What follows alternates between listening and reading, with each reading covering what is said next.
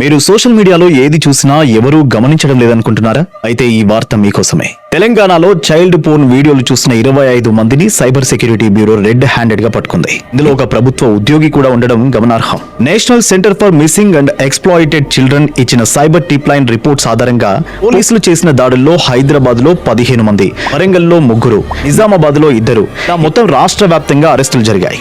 వీరిలో irrigation department లో పనిచేసే ఒక జూనియర్ అసిస్టెంట్ కూడా ఉన్నాడు. అసలు నిఘా ఎలా ఉంటుందో తెలుసా?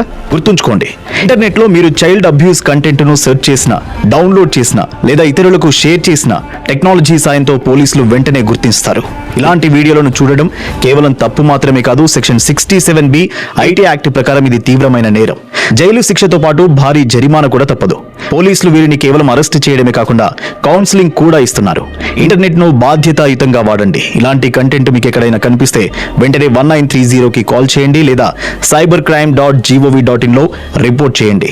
ఈ ముఖ్యమైన విషయాన్ని మీ ఫ్రెండ్స్ అందరికీ షేర్ చేయండి. ఏ విషయాన్నైనా అందరికంటే ముందే తెలుసుకోవాలంటే డౌన్లోడ్ వే2న్యూస్ యాప్.